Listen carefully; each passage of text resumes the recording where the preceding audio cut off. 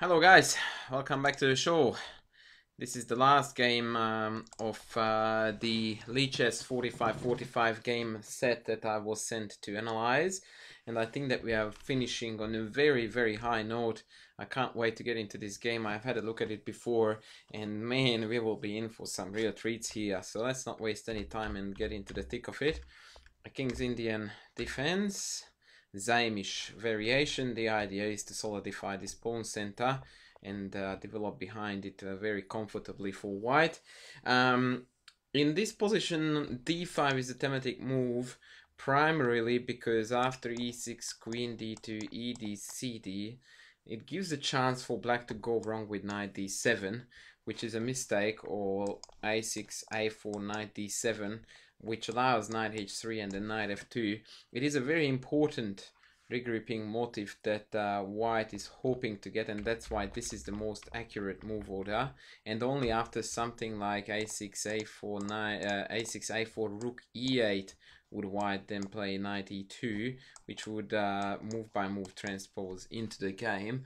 But this way white's play would carry a little bit more cunning, because the direct knight e2 basically doesn't have this positional threat, and the knight will end up on g3, and very often it has to come back to f2 via h1, and thereby doing this maneuvering 4 moves instead of 2.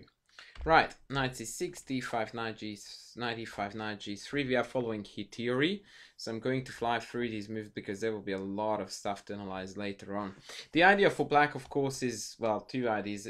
One of them is to expand on the queen side with this pawn majority, which is a very basic one. The other one is to move the knight away, this knight, sorry, and then play for pawn f5. So obviously b5 needs to be halted. h5. So this is the move I'm talking about. Very often black advances on the king side, hassling this knight, forcing it to go to the corner. Castles and knight h7. This is the preparatory move that black normally makes in order to prepare for f5. Please note that f4 is almost always bad on account of knight g4, for which reason white sometimes in this line plays h3 to prevent the knight sortie to g4, and then f4 is a very annoying plan. Here they just played queen d2, and now you can see that it is strikingly similar to the variation that I described before. h4, knight h1 and f5. Very consistent and logical play by black. I really like it, but there is nothing wrong with white's setup either. Knight f2, very good. So the knight got back to f2 as per discussed. Rook e8. I always feel funny about playing this rook e8 because I never know whether I will need the rook more on the f or on the e file. I played this system a fair bit as black. Oh, by the way, I forgot to announce our fighters here. So as white, we are welcoming here the one and only Cyanfish, and as black, it's Atophied. So Atophied went for rook e8, and I believe that this is the correct choice here because the rook will have more to do on the f than on the e than on the f file, especially because in a couple of more moves we are going to see a swap. So this swap took place. Bishop took, very good. The knight went into e4, h3, very good move, g3. And now that black has managed to soften up the king side a little bit, here he had an opportunity to exploit these pieces in a very irregular way, which is bishop takes, a counterintuitive move to start with. Now obviously the knight has to take, because if the pawn takes, then these two pawns are blockaded by the knight on e5 that can't be contested. It's a beautiful position for black. So the knight must take, and thereby keeping the pawn structure fluid for white on the king side. But the beautiful tactical shot here is knight g4, and funnily enough, it's a positional tactical shot, if we can get into such oxymorons, because the idea behind knight g4, of course, is to hunt down this bishop or to compromise white's pawn structure. The bishop can't drop back here because we can still take it, and going that way is very dangerous on account of the check. So we have to take, and after rook takes e4, now the black pieces are coming to life very quickly. Queen e7, rook e8, and white can collapse here in a matter of seconds. Please note that rook takes e3 is a pending threat, followed by bishop d4 winning the queen, so white has to respond to that immediately. So this would have been a very exciting opportunity for black, but by no means the last one. As you will see, this game is going to contain some really epic stuff. b5, lovely piece, sorry, pawn sacrifice, by the way. In fact, it's not even a pawn sacrifice because white can't accept it due to this beautiful decoy, followed by the check that is basically, excuse me, an ultimate example of a family fork. Beautiful stuff again. All right, so after b5, white decided to retreat with knight f2, which in itself is not a bad move, because the idea behind retreating the knight to f2 is to occupy the e4 square with the other knight, so that we are doing a bit of a switcheroo, as we like to call it in Australia. And after the switcheroo is done, white has got a perfectly sound and playable position. However, this is not quite what happened, because after b4, white went back to d1, and that's an utterly ugly move. And this is something where I always stop and I go like, dude, what were you thinking? Like, you could have gone to e4, a beautiful central square backed up by the other knight, and that's why you cleared the way anyway in the previous move. Why the heck wouldn't you go there? So this is unexplainable to me. Especially because even if there were some sort of tactics like the previously shown takes and knight g4, which is somewhat different now, but even then it is far better to enter that mess than playing knight d1, from where the knight can go to no squares whatsoever and it disconnects the rook on the back rank. And I can hear you saying, yes, so what? Well, guess what? It actually does matter. The beauty that I found here is just incredible, and it was confirmed by the computer too, so I am celebrating victory here. Knight g5. This is just the type of tactics that I love to play chess for. Anytime I see something like this, I'm glad about the fact that my dad taught me how to play chess when I was a kid. If bishop takes g5, here comes the fireworks. Knight takes f3 check. Bishop takes and queen takes g5. Beautiful chess. Look at that. Due to the fact that rooks are disconnected, the queen can't take the queen because rook takes e1 is checkmate. And in any other case, the two bishops, but in particular the d4 bishop, is going to dominate the board on the king's side. It is an amazingly beautiful piece of attack. Such a lovely motif. If knight e3, I suppose among other moves, bishop d4 would deal the heaviest damage. Wow, chess is awesome. And if they play something like knight f1, if worst comes to worst, and really this is what I would look at last, then we just do this, and these two pawns are going to be unstoppable with the combined power of the two bishops. Please note that the two knights are utterly helpless, in particular the f2 one. Is going to be repinned again after bishop d4. A beautiful example of harmonious piece operation, because these pieces are really working together, whereas it's something that is a bit randomly put on the board. Now, sadly, black didn't realize this tactical opportunity, very tricky one, and opted for knight f6. And he promptly got pushed back with g4, bishop c8, g5, knight of d7, and f4. And this I quite like. This is the spirit I like to play as white too, so I really like the fact that he went for it. And then he took the pawn on h3. This may have been a little bit risky, but it's understandable that he wanted to pinch the free pawn. I would have considered here potentially other moves such as bishop g4 or even a5.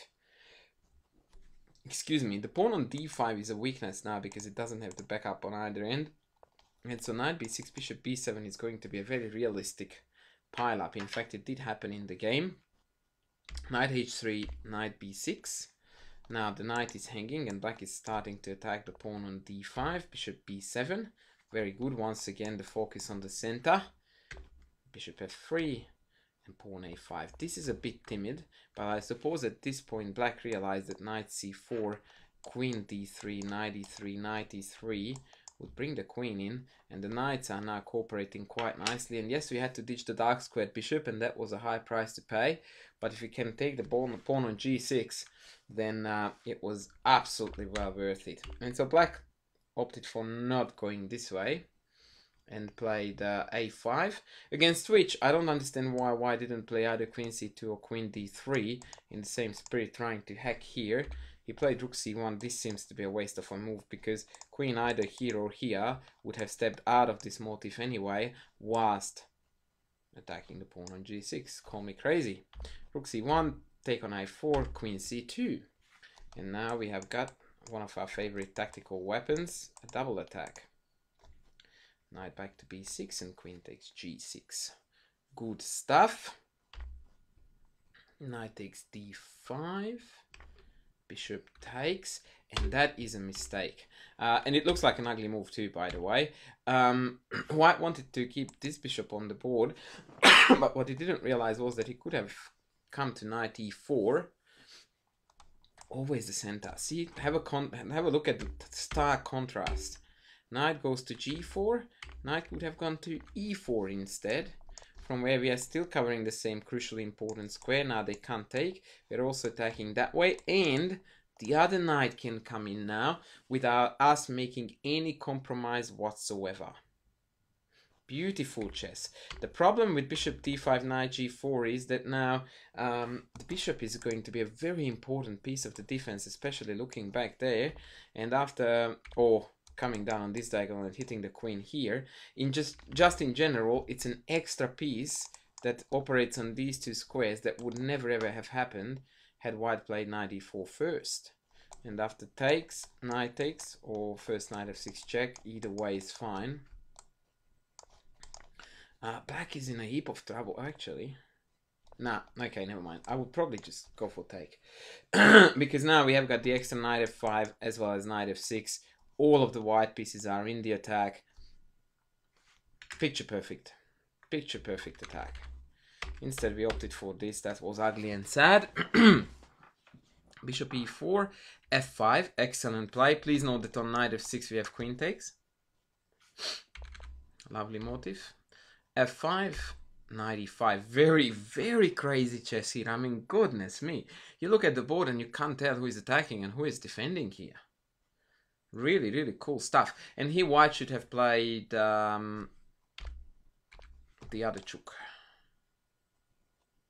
Oh no, actually not yet. Sorry, never mind. No, it was all good. Chook here, but in this position check was forced. That's right, yeah. Other chook is not good because we still have queen takes f6. But knight h6 and then check on f7 was vitally important, because White played immediate queen h5. Once again, the board is a total mayhem, so probably you needed to pause this video, or if you didn't, please do so at some junctions, because goodness gracious, what's happening here is just mind-bogglingly confusing. So if we come here first, then this check is super duper annoying, and after king f2, only then do we take or do we not take? No, from memory there was a different move here rather than take. Oh yeah, queen d7. That's right. And everything is protected, believe it or not.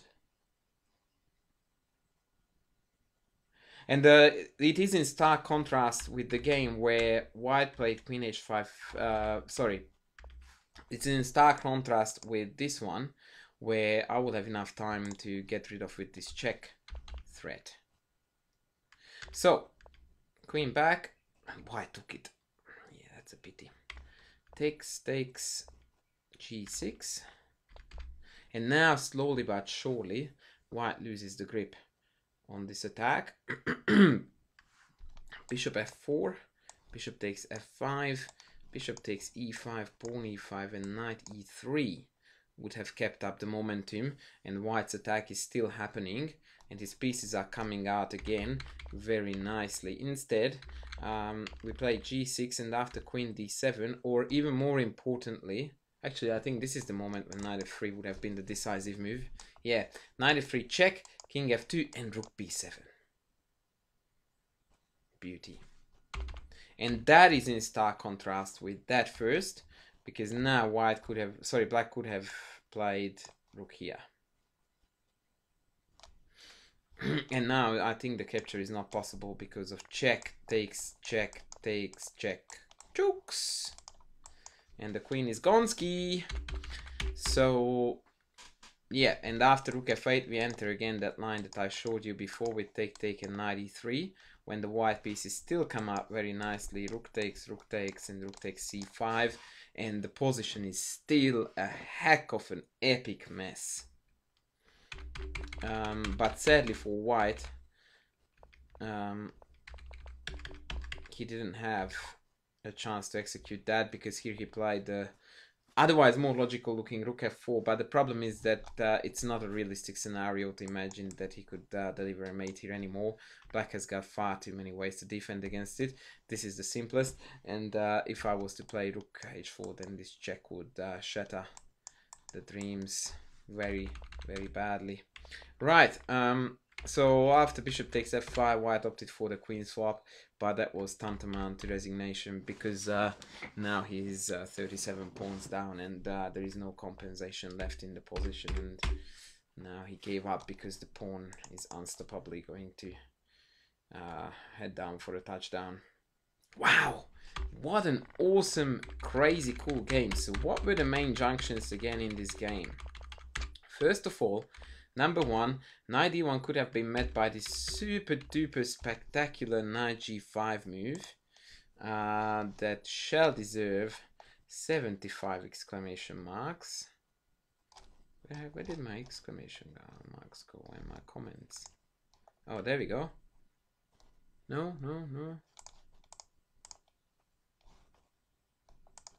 Maybe here.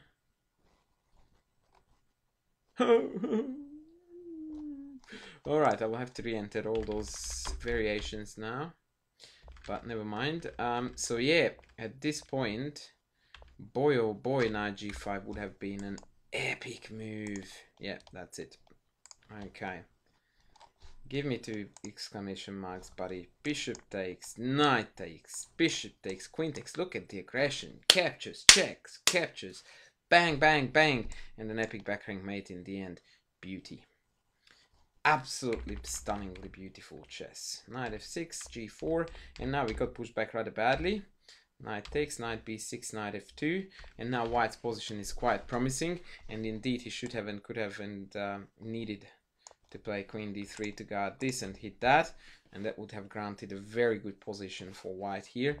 Instead, rook c1 was very timid, queen c2, back, and this is a very important point. And this is probably the hardest move in this game, because this appears to be very logical to put the knight on g4 and attack from both angles, but the reality is that the knight on g4 only attacks towards f6, because h6 is going to be covered up by these 2 pieces, and so on e4 this knight stands a lot better because it blocks off the e file, it covers more squares towards the king side and the center, and it just allows the other knight to come out the same way whilst maintaining this funny standoff where this knight can't move away because of the check is happening on f6. This swap was very poor, and it allowed black to bring in some extra defenders, but actually even here it's a hair-raising scenario, and yeah, black had to do his best to defend here, and he did indeed. Check here, and yeah, that was the moment when black should have played knight f3 and win the game. Queen d7 was a bit soft. And now rook f1, rook f8, and here bishop f4 with the idea of eliminating the main defender, or at least one of them. Takes, and then knight e3 would have still given white a good enough position to play on, or even hope about wins. But after rook f4, bishop f5, there was nothing left in the position, and black went on to win with ease. That was really, really awesome, guys, and that brings this series to its end. It was an absolute pleasure to contribute to this beautiful organization or competition or whatever it is, the Lichess 45-45 competition. Once again, it is my privilege that I could join other YouTubers, very famous chess YouTubers, in doing the game analysis. I hope that you found it productive, useful, and you could take away something from it, whether you were the players or just my YouTube subscribers. I believe it was good fun. We have had some very good quality games, And I personally thought that it was a very, very good opportunity for everyone involved to learn more about chess and to learn how to play this game a little bit better. So I hope that you guys indeed enjoy this. And now my channel is going to go back to normal. But once again, I would like to thank everybody on behalf of Lichess and all the guys who actually allowed me to analyze their games, to ask me to participate in this awesome fun game analysis business. I'm looking forward to the next one, really, if there will be ever one again. And yeah, I hope to see you back on my channel, guys, where the show continues. Thanks all for watching. Bye.